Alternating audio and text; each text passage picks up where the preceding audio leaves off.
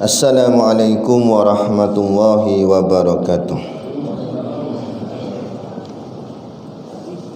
Ila hadrati sayyidina wa habibina wa syafi'ina Muhammadin sallallahu alaihi wasallam wa ila arwahi abaihi wa ikhwanihi minal anbiya'i wal mursalin salawatullahi wa salamuhu alaihi wa alaihim ajma'in wa ala ali kulli wa sahabati wal qarabati wa tabi'in wa tabi'it tabi'in bi ihsanin ila yaumiddin wa ila arwahi walidina wa muallimina wa zawil huquqi alaina ajma'in wa khususan ila hadrati Syekh Ali bin Abdul Rahman Al-Kelantani bisiril Fatihah. Bismillahirrahmanirrahim. Alhamdulillahirabbil alamin. Arrahmanirrahim. Maliki yaumiddin. Iyyaka na'budu wa iyyaka nasta'in. Ihdinas siratal mustaqim. Shiratal ladzina an'amta 'alaihim ghairil maghdubi 'alaihim waladdallin. Amin.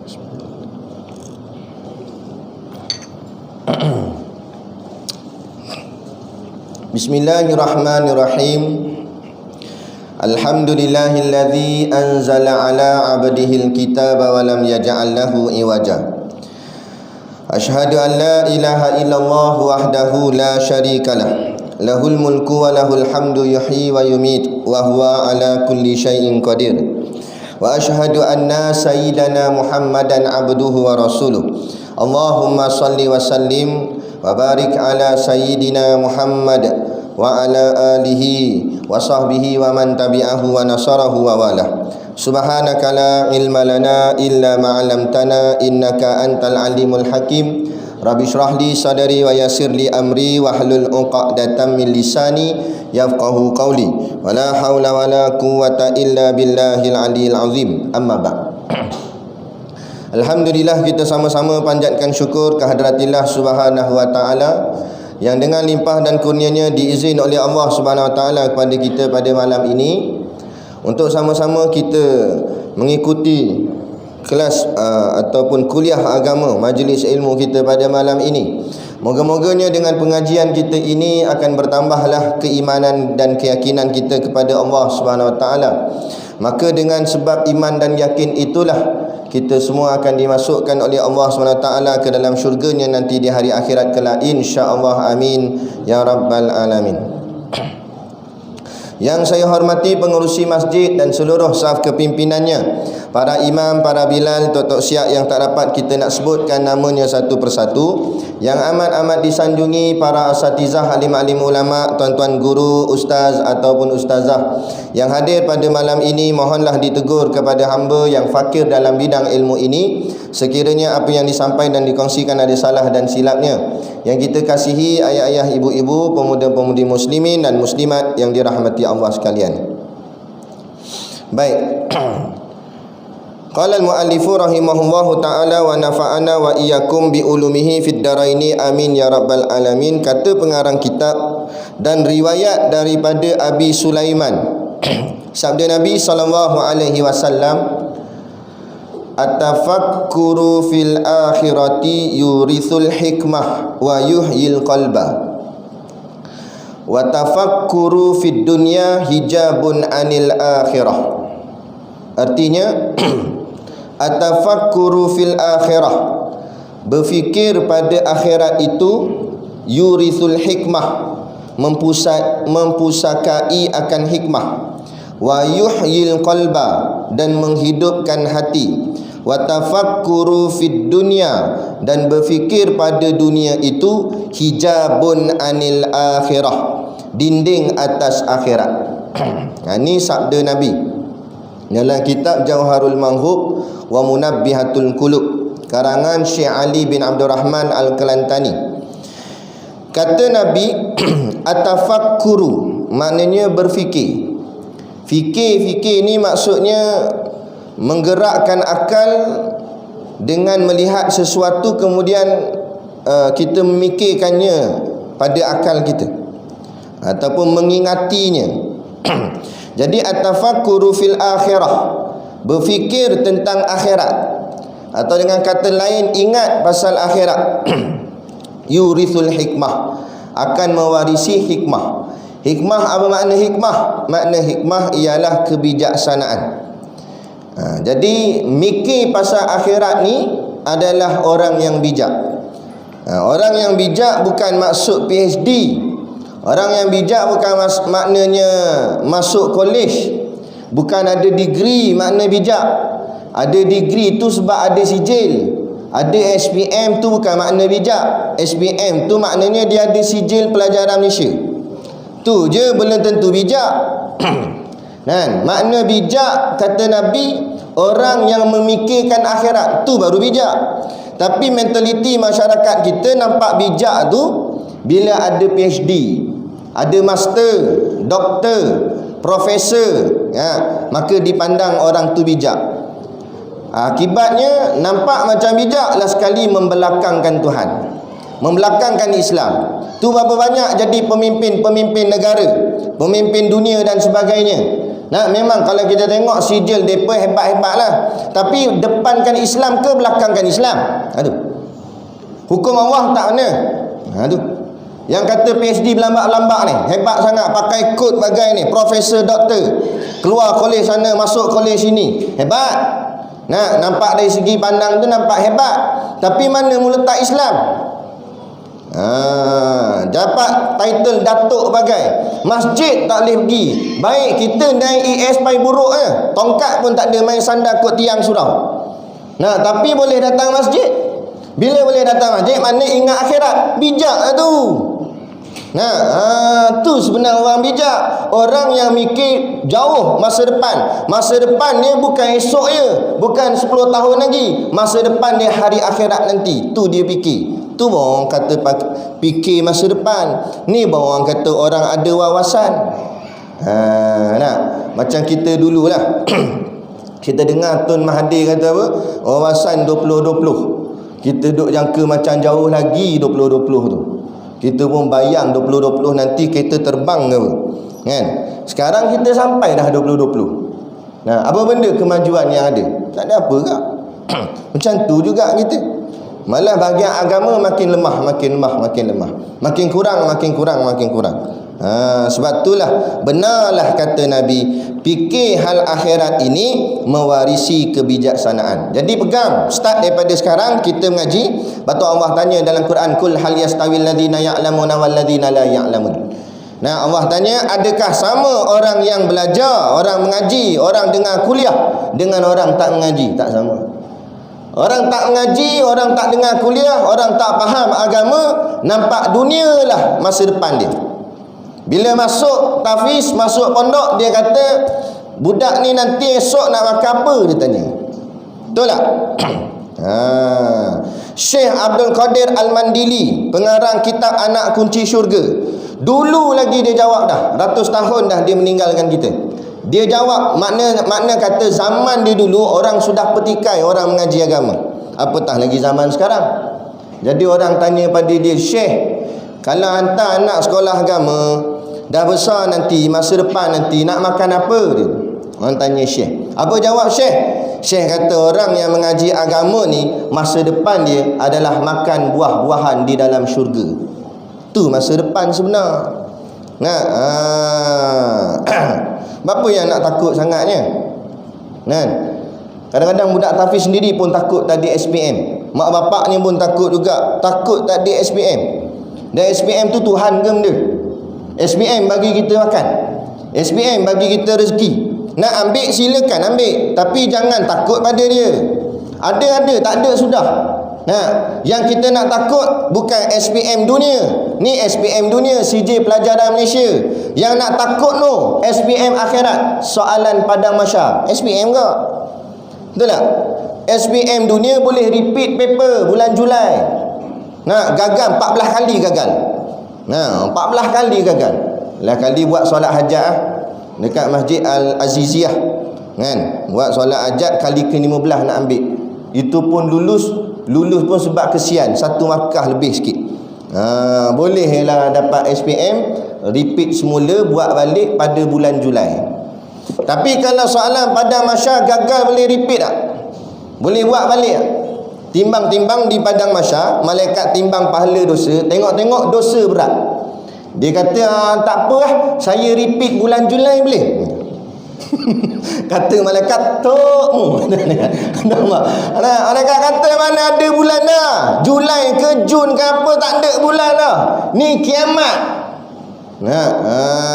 Habis masuk neraka lah. Sebab tu jangan kita serabut. Gagal dunia bukan gagal selama-lamanya, tapi gagal akhirat, gagal selama-lamanya. Pegang situ kemah-kemah. Ini serabut. Kadang-kadang minta maaf, kita nak ajar juga ni, nak pesan pada ibu bapa. Bila anak-anak kita gagal dalam sekolah akademik, janganlah rasa macam dunia ni dah habis, macam dunia ni dah kiamat. Marah anak tu tak tentu ala dah. Sepak lah apa bagai. Padahal dia salah matematik je pun. Dia tak boleh jawab 1 tambah 1, tak boleh jawab. Bodoh sangat. Nampak? Tak apalah. Tapi bila tanya rukun Islam, dia boleh jawab. Boleh? Dia kata 5. Okey lah tu. Tanya dia rukun iman, 6. Okey lah tu. Matematik akhirat dia pandai. Matematik dunia je. Tak apa, tak ada masalah besar sangat pun. Kan? Sebab kita kena pegang macam ni, tuan-tuan. Ingat, dunia ni masalah dia besar mana pun, hakikat dia kecil. Akhirat nampak kecil macam mana pun, hakikat dia besar. Pegang situ kata-kata saya ni, pegang sampai bila-bila. Ingat, masalah dunia walaupun kita nampak terlampau besar, hakikat kecil je. Contoh apa masalah dunia yang kita harungi sekarang ni? Soal wabak ni lah, COVID-19 ni, corona ni. Digembar-gemburkan inilah masalah paling besar dalam dunia. Takut sana, takut sini, itu tak boleh, ini tak boleh, macam-macam. Kita pun jadi takut kadang-kadang. Kan? Sampai serabut kepala-kepala. Ini masalah dunia yang nampak macam besar, hakikat tak besar, hakikat kecil je. Kecil je masalah ni. Sebab apa ustaz kata kecil? Sebab apa yang kita nak takut pada corona? Corona ni penyakit. Mungkin asbab kita kalau kena dapat corona jadi asbab pada kematian. Kalau tak dengar asbab corona, asbab lain, kencing manis. Betul tak? Sakit jantung, mati ke? Kenapa tak takut dengan sakit jantung? Tapi sebut corona takut sangat.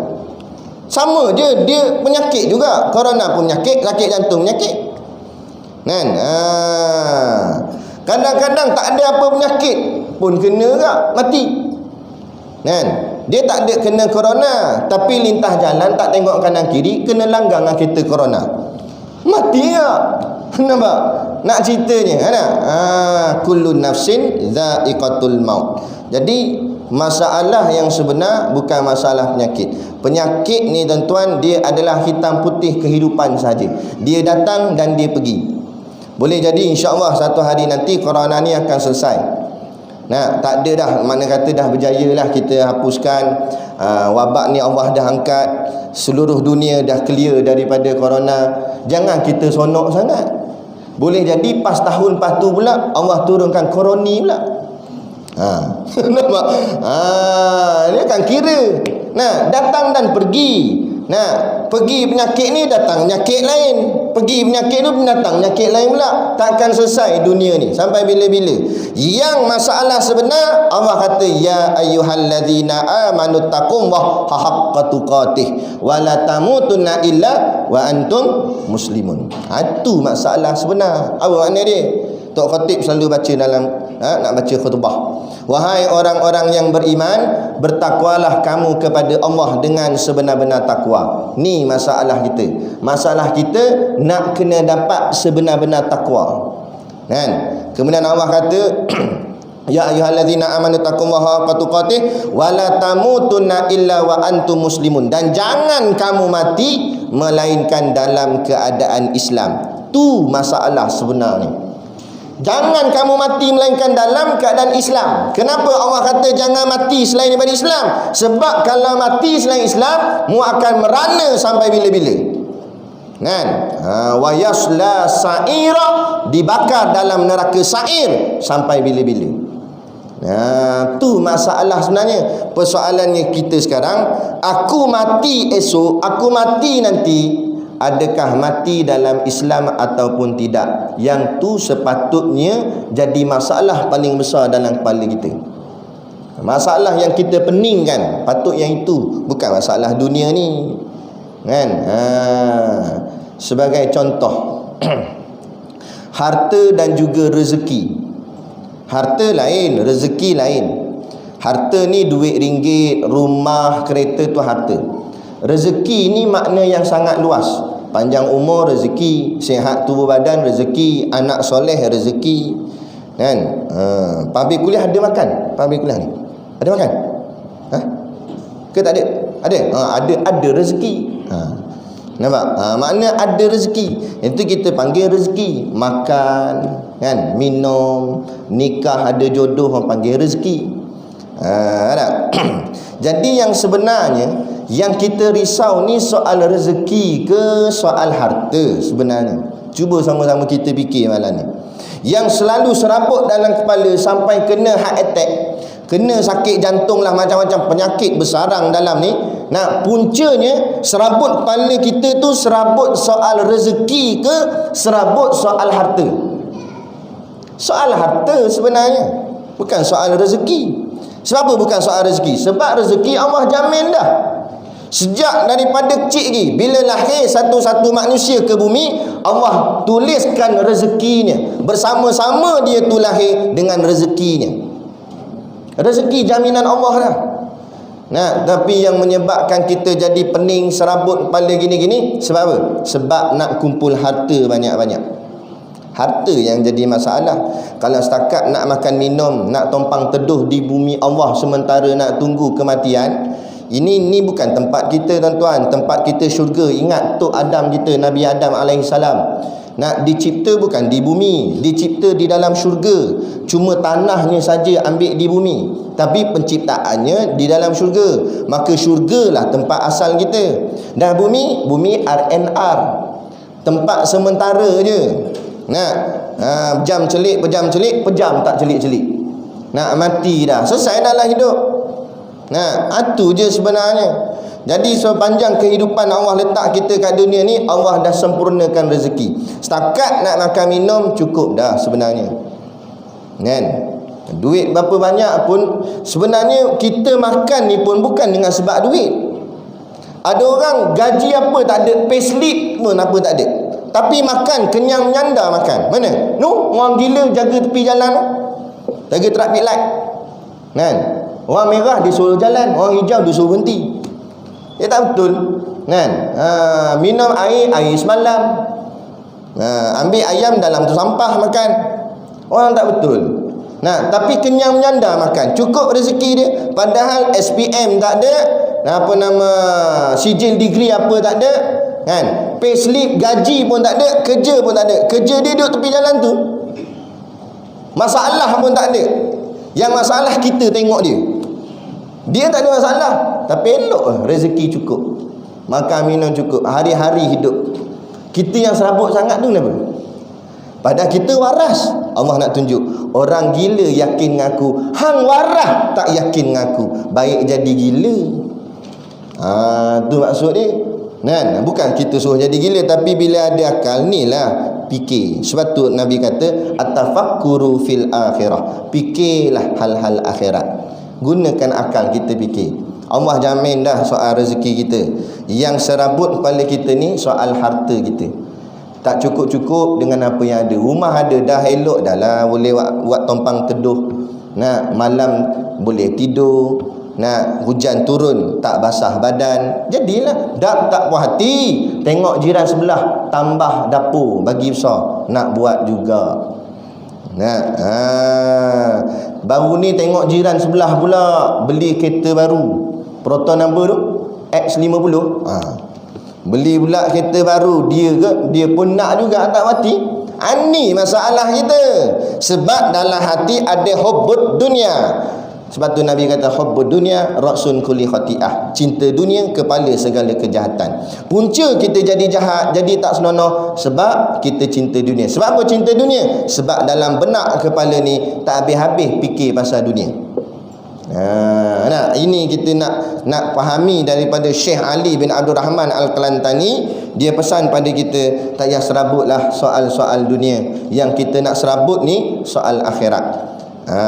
Patutnya jangan kita sibuklah termenung, tengok termenung depan tangga rumah. Kita tanya mat, awak termenung mat, duit bantuan tak dapat, dia kata. Nak serabut duit bantuan tak dapat. Nampak? Tak apa duit bantuan tak dapat, tapi kita tak pakai alat bantuan pernafasan. Allah bagi nafas cuma, tak nampak hebat lagi. Ada. Patut yang nak kita termenung ni, termenung soal akhirat. Tengok termenung depan rumah, tanya, mak awak termenung, tahajud tertinggal tadi, boleh tahan kira termenung. Tanya, awak termenung ni, 1 juzuk lagi tak hafal, boleh tahan kira. Serabut kepala ni dengan hal-hal akhirat, baru betul. Itu barulah insan yang bertakwa. Nah, hamba yang bertakwa ni serabut kepala, serabut dunia. Awak niaga tak untung, untung rugi itu keputusan Allah. Kita boleh niaga je. Siapa sini boleh jamin dia niaga mesti wajib untung? Takkan wajib. Hukumnya harus. Allah boleh bagi untung, Allah boleh bagi rugi. Dah apa masalah? Patut jangan serabut. Nak niaga. Soal untung rugi itu hak Allah. Kita cuma boleh ikhtiar, kita buat yang terbaik, tapi keputusan semua di tangan Allah. Nah. Sebab tu Allah kata fa'alul lima yurid. Aku yang berkuasa buat apa saja yang aku nak. Bukan kita. Tu. Jadi kata Nabi, atafakkuru fil akhirati yurithul hikmah. Siapa yang fikir akhirat akan mewarisi hikmah kebijaksanaan. Ni bila dia fikir solat dia banyak lagi tak ganti qada dulu zaman muda-muda, tak ingat lu zaman Pok Yeye lu. Zaman naik Vespa, seluar kembang bawah, baru banyak tinggal semayang, qada semula. Patut yang tu nak kena fikir. Dia lah orang yang bijak, sebab dia nak selamatkan masa depan akhirat dia. Nak ni dak sibuk pasal projek lah, pasal apa lah. Bukan langsung tak payah fikir pasal dunia, fikir ala kadar sudahlah. Fikir sekadar boleh buat makan minum jadilah, tak payah nak serabut sangat. Yang nak serabut ni hal-hal akhirat. Tu. Kemudian lagi fikir akhirat ni kata Nabi, wa yuhyil qalba, menghidupkan hati. Bila sebut menghidupkan hati, maknanya hati ni boleh hidup, boleh mati. Umpama macam hati ni macam ada nyawa, boleh hidup, boleh mati. Apa maknanya hati hidup? Apa makna hati mati? Kata ulama, suburnya tanaman dek kerana basahnya tanah, suburnya hati dek kerana basahnya pipi. Faham makna dia? Pokok jadi subur sebab tanah tu basah, ada air. Begitu juga hati jadi subur, hati yang hidup bila pipi mengalirkan air mata. Air mata apa? Tengok Akademi Fantasia, bukan? Tengok cerita Hindustan menangis, bukan yang tu. Maksud menangis, mengalir air mata ni kerana teringat akan dosa-dosanya, takut-takut Allah belum ampun akan dosa dia. Tu nangis tu baru hidup hati. Lepas tu kita menung sekejap, balik nanti kita menung. Kita fikir dalam setahun ni berapa kali kita menangis kerana takut pada Allah. Kalau dalam setahun 1 kali pun tak pernah menangis takut pada Allah, ketahuilah hati kita sudah rosak, hati kita sudah keras, hati kita sudah hitam. Orang yang hatinya bersih, nak cepat dia menangis bila teringat akan dosa dia. Saidina Umar, cengih Saidina Umar, dia antara sahabat yang paling kuat menangis, kan? Paling cepat menangis. Padahal dia jenis cengih, garang, tapi hati dia lembut. Bila teringat salah silap dia sebelum Islam dulu, menangis dia. Nak Saidina Umar, sampai basah janggut dia. Ada Saidina Ali bila nak ambil uduk, kan, tengah-tengah ambil uduk tu, Saidina Bilal azan di masjid, dengar nama Allah, menggeletar tangan Saidina Ali kerana takut bila dengar nama Allah disebut. Menggeletar tangan dia sampai pucat muka dia, Saidina Ali. Kita menggeletar juga, menggeletar nak buh duit dalam tabung. Menggeletar nak buh. Jangan yang itu. Sebab kalau gitu maknanya takut dunia tu, takut duit habis, takut duit tak ada. Tuan-tuan, duit habis tak apa, jangan iman kita habis. Tak apa duit habis, tak apa. Allah ada kan? Allah jamin rezeki kita. Bukan duit jamin rezeki kita. Nah, tapi kalau duit banyak tapi Allah tak ada dalam hati, boleh buat benda? Dia tengok kafir, hidup tak ada matlamat, tak ada tujuan. Nah, tujuan dia dunia semata-mata. Apa dapat? Kan? Hidup tak ada satu orang cakap kebaikan. Dah fikir dunia. Lepas tu kita tak pelik kalau kafir berniaga, dia tak kira halal haram, dia langgar main sapu je. Tak pelik dia kafir. Kita orang Islam, maka ada panduan apa boleh, apa tak boleh, kena jagalah. Kan? Tapi bila orang Islam dah tercabut keyakinan, keimanan dia kepada Allah dalam hati dia, sudah tidak ada takut pada Allah, sebab tu dia main langgar kau suka je. Kan? Kalau golongan penguasa tak ada rasa bersalah ambil ambil duit rasuah. Golongan-golongan menteri dan sebagainya tak ada apa, main juta-juta ringgit ambil tanah orang. Kan? Tak ada apa, sebab dalam hati tak ada takut pada Allah. Sebab hati sudah hitam, hati sudah gelap.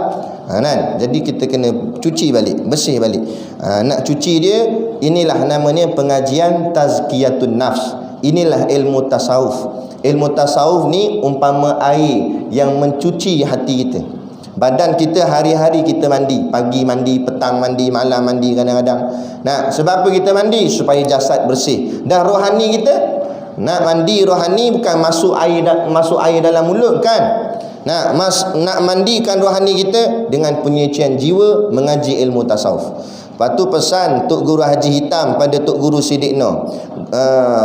Guru kepada Tok Guru Siddiq Noh. Dia pesan kepada Ustaz Siddiq. Dia kata, "Dek, ingat pesan ana," dia kata. "Jangan tinggalkan satu harimu berlalu tanpa baca kitab tasawuf. Setiap hari wajib baca kitab tasawuf," dia kata. Sebab apa? Sebab kitab tasawuf itu akan cuci hatimu. Maka hati kita sentiasa akan sedar mana silap, mana tak kena. Kan? Jadi dia gitu. Sebab tu disebut oleh Nabi wahyuhyil qalba. Orang yang ingat akhirat akan menghidupkan hati dia. Lagi tanda hati mati, dia tidak gemar pada akhirat tapi gemar pada dunia. Itu tanda hati nak mati. Atau mungkin dah mati dah pun. Kan? Hati yang hidup gemar akhirat, kurang gemar dunia. Kalau sembang orang cerita bab dunia, dia tak syok. Dia aku tak erti nak sembang bab ni. Dia tak biasa. Dia jadi kekok. Tapi bila sembang bab akhirat, dia sonok. Rancak dia sembang. Kan? Tapi kalau orang hati dia ada dunia, tengok sembang bab dunia, kelepang-kelepung, tepuk meja terbalik cawan. Sembang bab akhirat, apa benda ni? Sembang apa ni? Bajet malaikat pula ni. Ada tak? Mana syok cerita? Cerita mengarut ke cerita betul? Cerita mengarut, orang syok tengok. Tengok dalam TV ni, tengok cerita Kliwon, tengok cerita hantu Pontianak, ngarut. Orang cerita tentang sejarah Islam, orang cerita tentang Isra' Mi'raj, dia tak nak tengok. Nak tengok cerita ngarut tu lah. Kalau sembang-sembang pula tengok. Kan? Orang perempuan kadang-kadang lah, bukan sini lah, tempat lain. Datang rumah jiran dia. Jah, hang tak tahu cerita terbaru? Kata Jah ni, benda pula ni, cerita apa? Hui, ni cerita hangat ni, aku baru dapat. Cerita apa pula ni? Apalah, duduk aku dengar. Kan? Jah tu siap beli pula biskut 3.10 tu. Siap dengan air teh, nak bancur tepi tangga. Kan? Dia ni Minah ni pun cerita, "Dadi, aku nampak Tok Imam. Awak dengan Tok Imam. Tok Imam tu dia pergi semayang subuh. Lepas semayang subuh, dia hantar anak ni sekolah pasti. Lepas tu dia sidai baju kat rumah. Lepas tu dia masak pula nasi." Cerita apa ni? Apa yang bestnya cerita ni? Sakat Tok Imam pergi semayang, sidai baju, hantar anak sekolah, benda mengarut ni. Jadi tak syok. Dia nak cerita tu, Tok Imam nikah satu lelaki. Baru sedap cerita kata. Jangan, aku tambah air dia kata. Ilaha illallah, ni lah penyakit. Nak macam mana nak hidup hati? Jahat. Biarlah, tak biar orang nak buat apa urusan akhirat. Kan? Biarlah dia. Ni mematikan hati-hati, jadi tak gemar pada akhirat. Tanda hati kita tak gemar akhirat, barang-barang akhirat kita jadi malas. Kita tak gairah. Dia macam tak bersungguh-sungguh. Orang kata malam ni ada kuliah, ada kerja sikit lah. Malam esok ada kuliah tak? Oh, malam esok ada nak jumpa mana tok sidang, ada projek apa tahu. Dan malam lusa pun ada kuliah tak? Oh, malam lusa nak pergi Johor, nak buat jambatan baru, dia kata. Nampak? Ngarut dia. Dia kata kalau macam tu malam lusa. Malam lusa kuliah tak? Tak, malam lusa kita buat makan-makan. Malam lusa ada, insya-Allah. Oh, bagian makan ada tu. Ni kata. Seorang papan tarik papan buah keranji dalam perahu. Suruh makan dia datang makan, suruh mengaji dia tak mau. Ni dia. Kan? Tanya makan nampak atas hidung. Kita buat majlis-majlis buat ceramah tak ada muka dia. Tiba buat makan datang. Siap dengan mangkuk siap tapawai bawa. Nak bawa balik bungkus. Tanya lauk masak dah lauk. Kita ambil muka ni selam dalam lauk tu. Main makan mu datang. Orang buat majlis ilmu tak nak datang. Ni nak besarkan perut je, bukan nak besarkan pahala. Ni itu tanda-tanda hati mati. Kalau yang ni hati taklah mati lagi, tapi macam nak mati dah. Bila baca Quran jadi malah. Baru a'udzubillah nguak dah. A'udzubillah nguak dah. Lain kali baca ayat pertama, Bismillahirrahmanirrahim, Alif Lam Mim, Sadaqallahul Azim. Habis. Anak kata, mak sikit nak baca mak. Mak dia kata, aku baca kat daripada bapak hang tidur. Allahu Akbar. Apa jadi kita? Tapi tengok TV, Allah. Bila cerita tu habis, Allah habis pula dah. Nak lagi. Barang dunia dia gemar, barang akhirat dia tak gemar. Itu tanda hati sudah mula nak rosak. Jaga-jaga, perbaiki balik, betulkan balik. Yang kalau nak jadi orang yang bertakwa, bila sebut pasal akhirat dia gairah. Dengar ada kuliah, Allah biar. Tak ada kuliah sini, mana masjid lain lagi ada kuliah. Sampai pekan Kuala dia sanggup pergi nak cari majlis ilmu, sebab hati hidup. Kan? Tapi kalau hati mati, dunia dia yang hidup, pergi kerja jauh 40 km sanggup nak pergi cari majlis ilmu. Bila jauh kata, jawab dia, Allah jauh sangat. Dah mu tempat pergi kerja tak apa pula jauh. Macam bahagian cari duit tak apa pula jauh. Bahagian nak cari akhirat, alasan jauh itu ini. Tapi bahagian doa kan main tinggi ni, angkat nak masuk syurga. Ya Allah, masukkanlah aku dalam syurga. Angkat tinggi. Kita tanya syurga mana, nak buka pintu kalau macam tu. Ingat senang ke nak masuk syurga ni? Sahabat Nabi jamin dah masuk syurga, 10 orang sahabat. Adakah sahabat main tidur kat rumah dia, tak ada pergi dah masjid? Walaupun dah dijamin Nabi, turun sampai medan jihad, turun bertaruh nyawa para sahabat. Sebab apa? Dia tahu syurga bukan barang senang, syurga bukan barang mudah. Kita bermudah-mudah. Kan? Ini orang, bila orang yang hatinya hidup, dia suka pada akhirat, dia lazat pada akhirat. Tapi kalau kita berakhirat ni jadi lemas macam je, jaga-jagalah, cek balik tang mana kita silap. Kan? Perbetulkan balik, istighfar banyak-banyak. Kata tok guru kami, tok guru kita lah, tok guru Siddiq Noh, kita cek tengok amal ibadat kita kencang tak kencang. Maksud kencang tak kencang tu, amal ibadat kita ni rancak tak rancak, kita kuat tak buat amal ibadat. Pas semayang fardu nak semayang sunat, lepas tu semayang ni, lepas tu zikir, lepas tu nak baca Quran, lepas tu nak dengar majlis ilmu. Kalau rancak macam tu, insya-Allah ada kekuatan lah tu. Tapi kalau lemah semacam je, takut-takut. Sebab apa kita jadi lemah? Sebab dosa terlampau banyak. Maka istighfar banyak-banyak, minta ampun pada Allah, buat solat sunat taubat. Kerana guru kita dia buat contoh macam lori kontena. bila belakang dia muatan terlampau berat ataupun lori sawit, bubuh sawit menimbun banyak, dia boleh lari laju tak lori tu? Tak boleh. Slow teh geng. Orang jogging boleh potong dia. Slow sangat. Sebab apa? Sebab muatan berat. Begitu juga orang yang dosanya terlampau banyak yang dia pikul, maka amal ibadat dia akan slow. Mayang malah, puasa malah, dengaji malah, semua malah. Bab-bab akhirat jadi malah sebab berat dengan dosa yang ditanggung. Tapi cuba buang habis semua ni. Kelapa sawit tadi longgokkan turun, jadi kosong belakang lori. Ataupun kalau lori kontena, cabut kontena dia buh tepi, tinggal kepala saja. Macam mana laju? Lumba dengan kancil tepung. Gitu laju lori. Sebab apa laju? Sebab tak ada muatan. Gitulah orang yang dosanya tak ada, Allah ampun dosa dia, rancak ibadat dia. Pas satu-satu. Nah, kalau baca ayat Quran, pas muka semuka. Allah sonok dia baca ayat Quran. Nah, dia jadi lazat dalam bab-bab akhirat.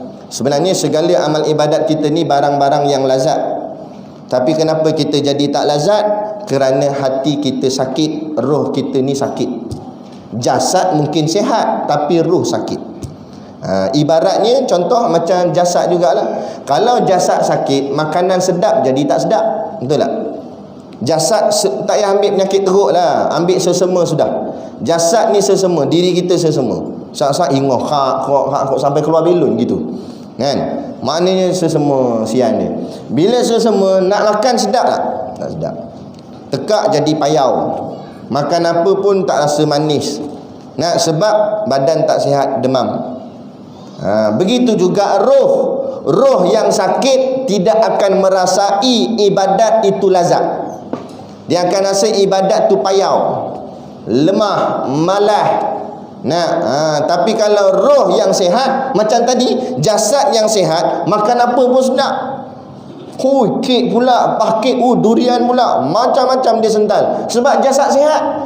Begitu juga roh yang sihat, dia akan terasa ibadat ni lazat. Tak puas dia. Pas mayang sunat nak baca Quran, pas baca Quran nak zikir pula, Allah seronok dia dengan ibadat. Sebab apa? Sebab roh dia sihat. Tengok roh-roh alim ulama. Ulama-ulama, wali-wali Allah seronok dalam hal-hal ibadat. Kan? Kata tok guru kita, tok guru Siddiq Noh, dia kata ana kalau tak kuliah demam, dia kata. Dia dah rasa lazat mengajar kuliah ni. Kalau tak ada kuliah sehari, rasa nak sakit, dia kata. Kita ada kuliah demam. Nampak? Dia tak ada kuliah demam, kita ada kuliah demam. Tu kata. Sebab apa? Sebab hati sudah nak KO. Jadi kena betulkan balik. Yang ni macam mana? Ni Syekh kata perbanyakkan ingat akhirat, dia akan menghidupkan hati. InsyaAllah lah. Wa tafakkuru fid dunya, dan siapa yang banyak memikir dunia, hijabun anil akhirah, dia akan menyebabkan fikir dunia tu jadi dinding padanya pada masalah akhirat. Lagi banyak dia fikir dunia, lagi serabut dia fikir dunia, makin tebal dinding tu, hijab tu makin tebal untuk melihat akhirat. Lepas tu orang yang sibuk dunia, dia tak nampak akhirat. Tengok orang bisnes apa kelang-kabut dengan dunia dia, tanpa serabut dengan dunia, dia tak fikir dah syurga neraka, dia tak fikir dah halal haram. Haram pun tak apa lah, dia kata. Ambil tanah orang lah apa semua. Sebab apa? Sebab dunia dalam kepala terlampau tebal. Bila dunia dalam kepala terlampau tebal, maka dinding hijab pun akan makin tebal. Bila hijab ni terlampau tebal, nak nampak akhirat di sebalik dinding tu payah. Maka macam mana nak buat? Kena pecahkan tembok tu. Maka buang pemikiran dunia dalam kepala. Ambil yang tinggal sikit-sikit sudah. Hal-hal bahagian nak hidup saja. Jangan terlampau serabut dengan dunia. Tu. Dia gitu. Jadi kata Syekh, ketahui olehmu bahawasanya bagi tiap-tiap sesuatu itu penyakit. Tiap-tiap sesuatu tu ada penyakit dia. Dan bagi tiap-tiap penyakit itu ada baginya ubat. Kata Syekh, tiap-tiap sesuatu ni dalamnya ada penyakit. Dan setiap penyakit ada ubatnya. Dan lagi dia kata, dan bahawasanya penyakit hati itu, hati kita ada penyakit dia ada. Penyakit hati itu namanya lalai. Lalai salah satu penyakit di dalam hati. Maka ubatnya fikir. Untuk ubat penyakit lalai dalam hati, ubat dia fikir. Jadi fikir ni lawan dia lalai, lalai lawan dia fikir. Kerana fikir itu menerangkan mata hati. Orang yang banyak berfikir akan menerangkan mata hati dia. Fikir apa yang dimasukkan sini? Fikir akhirat. Bukan fikir dunia, fikir akhirat. Lagi banyak dia fikir akhirat, hati dia akan makin terang, makin terang, makin terang. Itu maksud dia. Dan dengan dialah dilihat akan kebajikan dan kejahatan. Bila hati dia sudah terang, maka dia akan nampak kebaikan-kebaikan, kebajikan, dan dia pula nampak akan kejahatan. Maka barulah dia boleh beza mana baik, mana jahat. Dengan menerangkan hati. Macam mana menerangkan hati? Banyakkan berfikir. Fikir apa? Fikir akhirat. Tapi walaupun orang itu orang alim, digelarnya ustaz, Quran hadis dalam kepala, tapi kalau yang dipikirnya bukan akhirat, fikir dunia, maka gelap juga hati dia. Patut kita tak pelik kenapa ada golongan asatizah, golongan ustaz, tapi boleh bersama dengan puak-puak kafir yang menentang Islam. Patut logiknya kita fikir, ini kan ustaz, dalam kepala Quran ada, hadis ada, patut dia bersama dengan jemaah Islam lah, parti Islam lah. Tak, duduk dengan parti kafir, kemudian lawan Islam. Apa jadi gitu? Sebab fikir dia bukan fikir akhirat, dia fikir dunia. Dia nak jawatan, nak pangkat, nak gaji besar. Nampak? Kita berjuang bukan nak pangkat, kita berjuang bukan nak gaji, kita berjuang kerana Allah, nakkan akhirat, nak bertemu dengan Allah, nak syurga. Tu betul kan? Ni jadi ni dia akan nampak. Kalau orang mata hatinya terang, dia akan nampak mana baik, mana jahat, dan manfaat dan yang mudarat. Mana yang mendatangkan manfaat pada dia dan mana yang mendatangkan mudarat pada dia. Dan tiap-tiap hati yang tiada fikir padanya, iaitu rumah syaitan. Dan siapa hatinya tak ada fikir langsung hal akhirat, maka hatinya akan jadi rumah kepada syaitan. Syekh kata, apa maksud rumah pada syaitan? Syaitan akan buat jadi lubuk dia. Syaitan akan duduk buat sarang dalam tu. Maka segala gerak hatinya adalah gerak hati daripada syaitan. Kan? Buat benda semua nak buat jahat. Kan? Buat ada benda tak kena. Nak fitnah ulama, nak perjatuhkan ulama, nak lawan Islam. Ni sebab apa? Sebab hati sudah masuk syaitan. Dan bahawasanya lalai itu padang syaitan. Lalai, sifat lalai itu adalah pedang kepada syaitan, senjata syaitan untuk melalaikan kita. Maka sangat seksa bagi barang siapa jatuh atasnya. Siapa yang jadi begini, seksalah dia.